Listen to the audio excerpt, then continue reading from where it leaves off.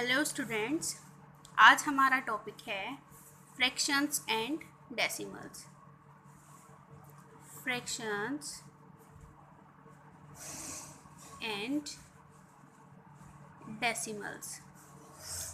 तो सबसे पहले हम बात करेंगे कि फ्रैक्शंस होती क्या हैं। What is fraction?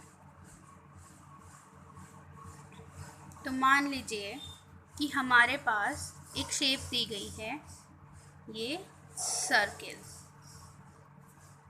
अब हमें इसकी फ्रैक्शन बतानी है। मान लीजिए इसके पार्ट्स हैं ये, इनको ऐसे डिवाइड किया गया है और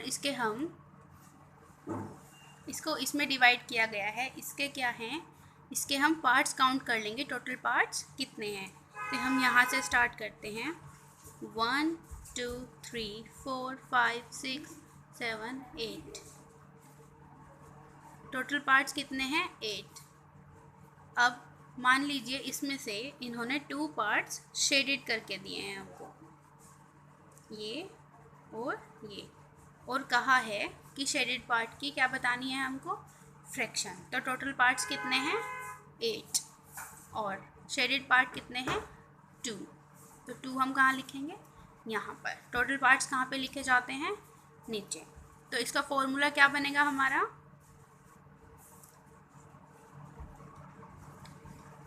शेडेड पार्ट्स अपॉन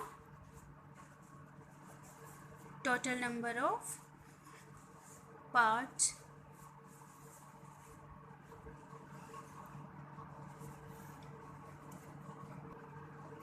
तो यहाँ पर हमारे शेडेड पार्ट कितने थे?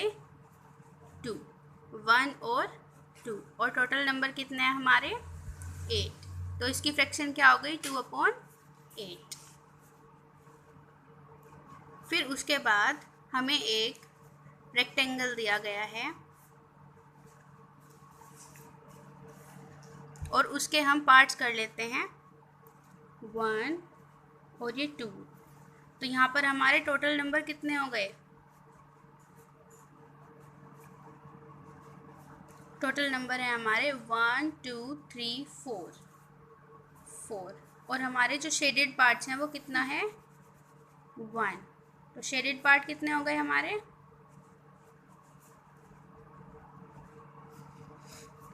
1। तो इसकी फ्रैक्शन क्या होगी? 1/4। तो सिंपल लैंग्वेज में हम कह सकते हैं कि फ्रैक्शन क्या होती है? किसी भी चीज़ को किसी भी पार्ट, कितने भी पार्ट में डिवाइड करना और उसके टोटल नंबर्स को काउंट करके लिखना। फिर उसके बाद हमारे आते हैं डेसिमल्स। अब हम डेसिमल्स के बारे में थोड़ा पढ़ेंगे। अब मान लीजिए हमें दिया है 1/10 और हमें इसे किस में लिखना है? डेसिमल्स में। हमें इसे डेसिमल में चेंज करना है। तो हम क्या करेंगे? इसको डिवाइड कर लेंगे 1 और 10। तो अब हमें ये पता है कि हम 10 से 1 को डिवाइड नहीं कर सकते, तो हम क्या लिखेंगे? 0 और पॉइंट। जब हम यहाँ पर पॉइंट लगाएंगे तो फिर क्या यहाँ पर 0 लिखेंगे और फिर 10 1 जा 10। तो इसका क्या आया? 0.1। ये क्या हो गया? ये हमारा डेसिमल में चेंज हो गया। डेसिमल मतलब ये जो बीच में ये पॉइंट आता है, इसको क्या बोलते हैं? डेसिमल। अब हम चलते हैं एक्सरसाइज 2.1। 2.1 का क्वेश्चन नंबर 1 है सोल्व। इसका फर्स्ट पार्ट है 2 - 3/5। तो इसमें हम क्या करेंगे? इसके अपॉन में हमारे कुछ नहीं है, हम इसके अपॉन में 1 ले लेंगे। फिर क्या होगा? इन दोनों का एलसीएम कितना आ जाएगा? 5। अब इसका ये 5 आ गया एलसीएम। अब 1 5 जा कितना होता है? 5। और 5 की मल्टीप्लाई हम किसके साथ करेंगे? 2 के। पहले डिनोमिनेटर से जो एलसीएम लेके आया है उसको डिवाइड करेंगे तो 5 आ गया। फिर उसको जो डिवाइड करके आएगा उसको मल्टीप्लाई करेंगे न्यूमरेटर से, तो ये हो जाएगा 2 × 5, और साइन माइनस का है तो किसका साइन आएगा यहाँ पे, माइनस का। इसको हम ब्रैकेट में लिख लेंगे। फिर यहाँ पे 5 बन जा 5 हो जाएगा, 1 आ गया। 1 की मल्टीप्लाई किसके साथ होगी, 3 के, 1 × 3, तो 2 5 × 10 माइनस 1 × 3 3/5, तो 10 में से माइनस करेंगे 3 कितना आएगा, 7/5। ये आ गया हमारा आंसर। तो इसकी फ्रैक्शन हमारी क्या आई, 7/5। अब आते हैं इसके सेकंड पार्ट पर। सेकंड पार्ट क्या दिया है हमको, 4 + 7/8। ये भी सेम ऐसे ही करेंगे, इसके अपॉन में क्या मान लेंगे हम, 1, तो इसका एलसीएम कितना आ जाएगा, 8। अब 1 से 8 को डिवाइड करेंगे तो कितना आएगा, 8 की मल्टीप्लाई होगी 4 के साथ, 8 × 4, प्लस का साइन है यहाँ पर, तो यहाँ पर भी किसका साइन आएगा, प्लस का। अब 8 1 जा 8, और 1 की मल्टीप्लाई होगी 7 के साथ, 1 × 7, फिर 8 4 जा 32, प्लस का साइन है तो प्लस करेंगे, 1 × 7 इज़ 7/8, 32 में 7 ऐड करेंगे तो कितना आएगा, 39/8, और ये हमारी फ्रैक्शन आ गई, और ये आंसर। इसका थर्ड पार्ट है,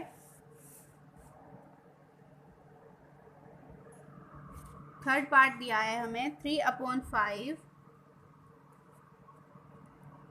+ 2/7। अब देखिए, अभी हमें यहाँ पर नीचे डिनोमिनेटर नहीं दे रखा था, यहाँ पर हमने 1 ले लिया था, लेकिन यहाँ पर हमें डिनोमिनेटर दिया हुआ है, तो हम 5 का और 7 का एलसीएम लेंगे।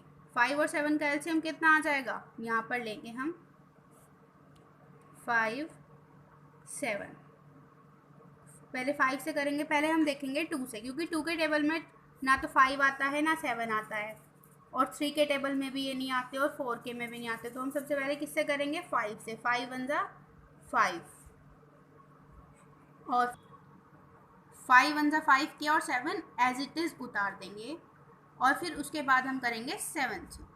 ये 1 है यहाँ पर, 7 1 जा 7 हो जाएगा, और फिर हम क्या करेंगे, इन दोनों की मल्टीप्लाई कर लेंगे, 5 × 7, तो मल्टीप्लाई करके हमारा कितना आया, 35, तो हमारा एलसीएम कितना आ गया, 35। अब क्या करेंगे हम, जो ये हमारा डिनोमिनेटर है, इससे हम जो हमारा एलसीएम लेकर आया है उसको डिवाइड करेंगे। तो 5 से हम 35 को डिवाइड करेंगे, 5 7 जा होता है 35, 5 7 जा 35। अब 7 की मल्टीप्लाई हम करेंगे 3 के साथ, 7 × 3, साइन प्लस का है तो प्लस लिखेंगे, 7 5 जा 35 होता है। अब 5 की मल्टीप्लाई हम करेंगे 2 के साथ, 7 5 जा 5 आया है हमारा, 5 की मल्टीप्लाई हम करेंगे 2 के साथ, 5 × 2, फिर हमारा क्या आया है, 7 × 3, तो ये हमारा 21 हो गया, और साइन प्लस का लगाएंगे, और 5 × 2 है पीछे, तो वो 10 हो जाएगा, और अपॉन 35, तो इज़ इक्वल टू 21 में 10 ऐड करेंगे तो 31 आ जाएगा, अपॉन 35। आ गया हमारा आंसर। अब यहाँ पर इसको हम मिक्स फ्रैक्शन में भी लिख सकते हैं। मिक्स फ्रैक्शन में आपको अभी निकालना बताऊंगी। अभी पहले हम चलते हैं इसके फिफ्थ पार्ट पर। फिफ्थ पार्ट हमें दिया गया है 7/10 + 2/5 + 3/2। तो 10, 5 और 2 इन तीनों का हम एलसीएम निकाल लेंगे। यहाँ पर एलसीएम निकाल लेंगे हम 10, 5, 2।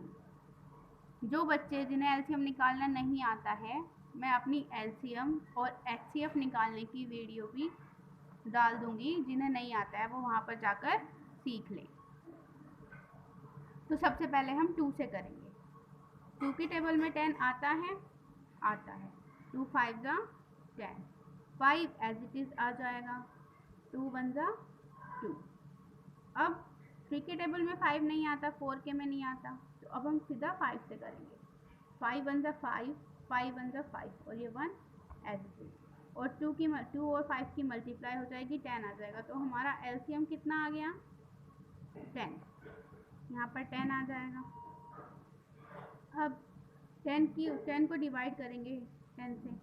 10 1 जा 10, 1 की मल्टीप्लाई होगी 7 के साथ, 1 मल्टीप्लाई 7 प्लस का साइन है प्लस। 5 2 जा 10, 2 आया, 2 की मल्टीप्लाई होगी 2 के साथ, 2 इंटू 2। अब साइन है हमारा प्लस का, 2 5 जा 10, 5 आया, 5 की मल्टीप्लाई होगी 3 के साथ, 5 मल्टीप्लाई 3। अब नेक्स्ट लाइन में 1 की मल्टीप्लाई 7 के साथ होगी 7 प्लस 2 2 जा 4 प्लस 5 3 जा 15 अपॉन 10। अब 7 में 4 ऐड करेंगे 11 आ जाएगा, 11 में 15 ऐड करेंगे, 11 में 15 ऐड कितना आएगा? वह 5 प्लस 1 6, 1 और 1 2, 26 अपॉन 10।